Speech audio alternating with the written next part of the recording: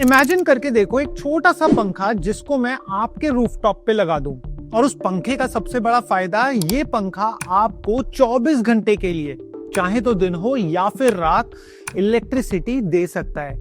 और केवल इतना ही नहीं, ये सोलर से दुगनी इलेक्ट्रिसिटी आपको जनरेट करके दे सकता है। तीसरा फायदा, ये सोलर से कम स्पेस में आपके रूफटॉप पे आ जाएगा। चौथा फायदा कि सोलर पे अगर शैडो आ जाए तो सोलर का पूरा गेम खराब हो जाता है। बट अगर इस पंखे पे शैडो आए या फिर डायरेक्ट धूप की तपती गर्मी पड़े, ये पंखा हमेशा वैसे ही काम करेगा। तो दोस्तों, आज की इस वीडियो में हम लोग बात करने वाले हैं स्मॉल और मीडियम विंड टर्बाइन्स के बारे में। और अगर ये इतनी ही अच्छी हैं तो हम हर एक रूफटॉप पर इन विंड टर्बाइन्स को क्यों नहीं देखते। एंड ट्रस्ट मी दोस्तों, आज जब ये वीडियो एंड होगी ना, आपका सोचने का नजरिया ही बदल देने वाला हूं मैं विंड एनर्जी को लेके। तो अब सबसे पहले बात करते हैं विंड एनर्जी की अच्छाइयों के बारे में।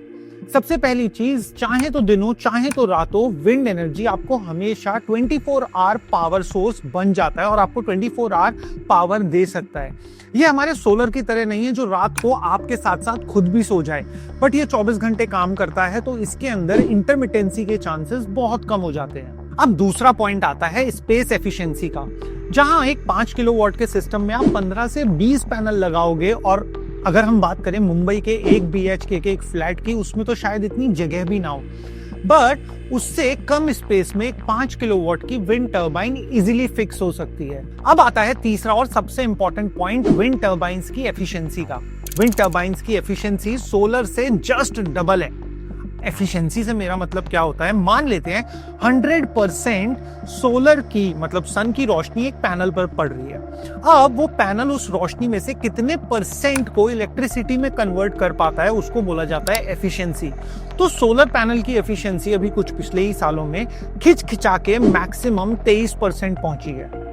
बट वहीं पर विंड टर्बाइन्स की जो एफिशिएंसी है, वो काफी सारी रिसर्च करी गई तो वो निकल के आती है अप्रोक्सीमेट 50% की। अब आता है चौथा पॉइंट कि सोलर को शैडो बिल्कुल भी पसंद नहीं है। जिस तरीके से आपके और मेरे जैसे इंडियन को स्लो इंटरनेट पसंद नहीं है, उसी तरीके से विंड टर्बाइन के केस में शैडो से कोई भी दिक्कत नहीं है। चाहे तो विंड टर्बाइन पर शैडो आए या फिर पूरे सूरज की रोशनी, उसको कोई दिक्कत नहीं होगी, वो अपनी इलेक्ट्रिसिटी उसी पेस पे बनाता रहेगा। अब विंड टर्बाइन से रिलेटेड एक और क्रेजी फैक्ट बताता हूं कि एक तमिलनाडु का रीजन है कयाथर नाम से, जो कि पूरा का पूरा रीजन केवल और केवल विंड टर्बाइन से रन होता है। और मैं अगर आपके साथ ग्लोबल डेटा शेयर करूं तो स्कॉटलैंड, डेनमार्क और काफी सारी कोस्टल सिटीज यूरोप की, वहां पे 40 to 60% electricity load wind energy से रन होता है। और कुछ कुछ आइलैंड तो ऐसे हैं जो कि 100% विंड टर्बाइन पर रन होते हैं। अब यहां पर 1 मिनट के लिए रुक जाओ कि अगर विंड टर्बाइन्स इतनी ही ज्यादा अच्छी हैं, उनको कम स्पेस चाहिए, ज्यादा बिजली बनाएगी,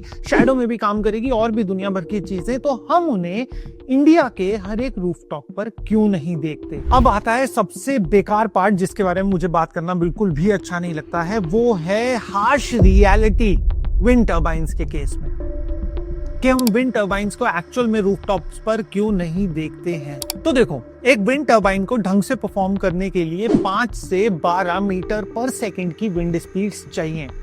मगर अगर आप इंडिया का विंड मैप देखोगे तो मोस्ट ऑफ द रीजन्स आपको 3 से 5 मीटर पर सेकंड की विंड स्पीड्स वाले ही मिलेंगे। और ज्यादातर कोस्टल एरियाज जो हैं, वहां पे ही हमें अच्छी विंड स्पीड, या फिर डेजर्ट एरिया में केवल उन्हीं जगहों पे ही अच्छी विंड स्पीड देखने को मिलती है। और यहाँ पर एक फैक्ट चेक भी बता दूं कि इंडिया के मोस्टली विंड फार्म्स आपके तमिलनाडु, गुजरात, कर्नाटका, महाराष्ट्र, कोस्टल और हिली रीजन्स में ही लगे हुए हैं।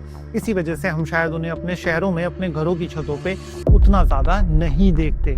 इसी के साथ में दूसरा पॉइंट आता है हाई नॉइस एंड वाइब्रेशन। आप अपने घर में कील ठोको तो पड़ोसी गेट पे आ जाता है कि यार तुम्हारे घर से बड़ा शोर आ रहा है। अब ऐसे एग्जाम्पल में इमेजिन करो कि आपकी छत पे 8 फुटा या फिर 12 फुटा पंखा, अगर आपने एक्चुअल में विंड टर्बाइन नहीं देखी, मैंने देखी है, बहुत ज्यादा नॉइजी होती है, बहुत ज्यादा साउंड क्रिएट करती है। और केवल इतना ही नहीं, अगर आपका कंस्ट्रक्शन हो चुका है पुराना, तो इस तरीके की वाइब्रेशंस आपके घरों के अंदर क्रैक्स भी डेवलप कर सकती हैं। अब तीसरा आता है हाई मेंटेनेंस वाला पार्ट। सोलर में कोई मूविंग पार्ट्स नहीं होता, but in comparison wind turbines में बैलेंसिंग करनी है, अलाइनमेंट करनी है, बियरिंग देखनी है, ल्यूब्रिकेशन करनी है और भी दुनिया भर की चीजें। तो ओवरऑल जो कॉस्टिंग आती है विंड टर्बाइन की, वो बहुत ज्यादा एक्सपेंसिव होती है सोलर के कंपैरिजन में। चौथा और मेरा फेवरेट पॉइंट है जिसकी वजह से मैं खुद भी नहीं चाहता विंड टर्बाइंस आगे चले, वो है बर्ड सेफ्टी। बहुत सारे रीजन्स में देखा गया है कि विंड टर्बाइंस चिड़ियों को बहुत मार देती हैं, और इसी के साथ साथ अगर हर एक रूफटॉप पे विंड टर्बाइन लग गई तो हमारे यहाँ पे जितने भी बर्ड स्पीशीज मिलते हैं, अभी तो फिलहाल कौवे कबूतर ही मिलते हैं, वो भी खत्म हो जाएंगे, बिकॉज विंड टर्बाइंस बर्ड्स के लिए बहुत ज्यादा हार्मफुल होती है। और इनफैक्ट एक फैक्ट चेक बताता हूँ, जो बड़े बड़े विंड फार्म्स लगते हैं, अगर कोई माइग्रेटरी बर्ड्स का रीजन है जहां से माइग्रेटरी बर्ड्स क्रॉस करती हैं, तो वहां पे विंड फार्म्स को भी परमिशन नहीं मिलती है। मगर एक माइंड बॉगलिंग फैक्ट आप सब लोगों को बताऊं, चलो इस फैक्ट का एक तरीके से बॉम्ब गिरेगा आपके सर पे, समझना इस चीज को। अगर फॉर एग्जाम्पल मैं एक विंड टर्बाइन को जाइगेंटिक साइज का बनाता हूं, बहुत बड़े साइज का, तो उसका आउटपुट बहुत ज्यादा बढ़ जाएगा प्रोपोर्शन के कंपैरिजन में। ठीक है, फॉर एग्जांपल मैंने 100 मीटर का विंड टर्बाइन का एक ब्लेड बना दिया, तो उससे मैं जितनी इलेक्ट्रिसिटी बना पाऊंगा, अब अगर मैं उसको छोटा कर दूंगा, मान लेते हैं मैं 10 मीटर का कर दिया ब्लेड साइज, तो जिस प्रोपोर्शन में मैं विंड टर्बाइन का साइज छोटा करूंगा, उसका जो इलेक्ट्रिसिटी ड्रॉप आएगा वो उस प्रोपोर्शन में नहीं आएगा।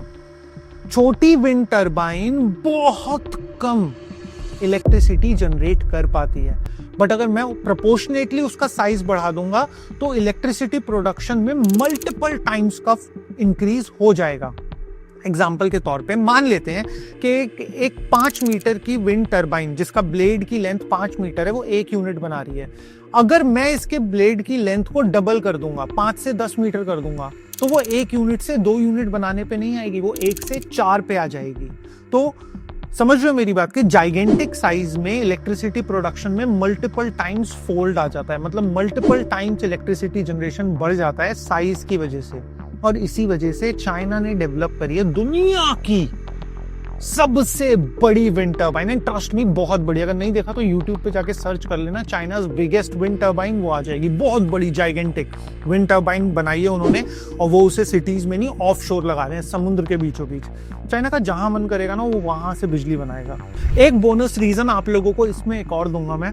होता क्या है कि हमारी सिटीज में जो विंड होती है वो बहुत ही टर्बुलेंट विंड होती है, बिकॉज यहाँ पे क्या है, बिल्डिंग्स हैं, रोड्स हैं, पाथवेज हैं, पार्क्स हैं, हर चीज का मिक्स है। तो यहाँ पे जो विंड होती है, इसको बोला जाता है एक्चुअली बैड विंड्स। कहीं पे तो विंड का फ्लो एकदम से तेज है, कहीं धीरे हो गया। अगर आपने मेट्रो में ट्रैवल करा होगा और अंडरग्राउंड मेट्रो में होगे, जैसी मेट्रो आने वाली होती है आप फील करते हो टनल से एकदम तेज हवा आते हुए। तो सिटीज का भी जो एरोडायनेमिक डिजाइन होता है वो कुछ इसी तरीके का होता है। तो कभी एकदम से गस्ट आएगा, कभी स्लो हो जाएगी, और ये वियर एंड टियर और बढ़ा देती है उस विंड टर्बाइन का जो ऑलरेडी बहुत कम बिजली बना रही है। मगर यहाँ पे आती है गुड न्यूज, जिस चीज का मैं एक्चुअली वेट कर रहा था इस वीडियो की पूरी स्क्रिप्ट में। वो है कि हमने अभी ट्रेडिशनल विंड टर्बाइंस की बात करी, और जो प्रोज और कॉन्स मैंने आपको बताए वो मैंने ट्रेडिशनल को ध्यान में रखते हुए ही बताए, वही जो आप अपनी ड्राइंग बुक में ड्रॉ करते थे बचपन से विंड टर्बाइन। बट अब हम बात करते हैं वर्टिकल एक्सिस विंड टर्बाइन की, और क्यों ये फ्यूचर हो सकता है। तो जब हम बात करते हैं वर्टिकल विंड टर्बाइंस की, तो इसके सबसे पहले 2 बड़े फायदे हैं। सबसे पहला फायदा, इसमें वाइब्रेशंस कम होती हैं, तो आपके घरों के क्रैक्स ही रहेंगे, दीवारें टूट के नहीं गिरेंगी, पहली चीज। दूसरा, इनमें नॉइज बहुत कम होती है, तो आपका पड़ोसी भी आपसे कंप्लेंट करने नहीं आएगा।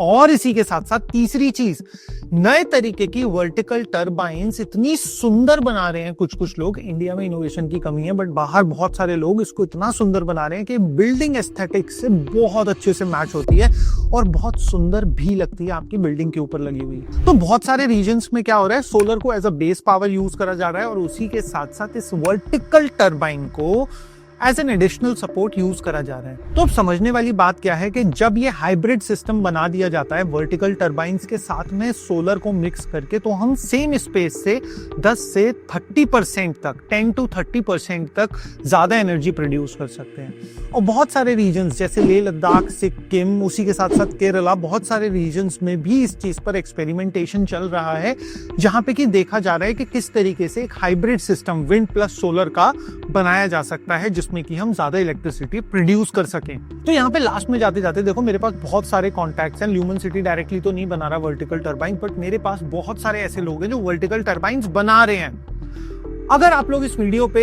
फॉर एग्जांपल 5000 लाइक्स दोगे, वैसे आम बात है 5000 हमारी हर एक वीडियो पे, मैंने रिसर्च नहीं करी, बट अगर 5000 लाइक आएंगे तो मैं एक स्पेशली डेडिकेटेड वीडियो क्रिएट करूंगा जिसके अंदर मैं एक सोलर लगाऊंगा, मैं एक वर्टिकल विंड टर्बाइन लगाऊंगा और दोनों के रियल लाइव मतलब लाइव तो नहीं बट एक रियल टेस्ट कंपैरिजन आप लोगों को दिखाऊंगा कि कौन सी चीज एक्चुअल में कितनी ज्यादा बिजली बना रही है। और ये टेस्ट मैं 15 दिन के लिए रन करूंगा और 15 दिन के प्रिसाइज रिजल्ट्स आप सब लोगों के साथ में शेयर करूंगा। तो अगर अभी तक आपने इस वीडियो को लाइक और चैनल को सब्सक्राइब नहीं किया है तो अभी के भी कर लो, और हमारी सोलर इंस्टॉलेशंस की पूरी प्लेलिस्ट देखने के लिए यहाँ पे आ रही होगी, क्लिक करके देख लो।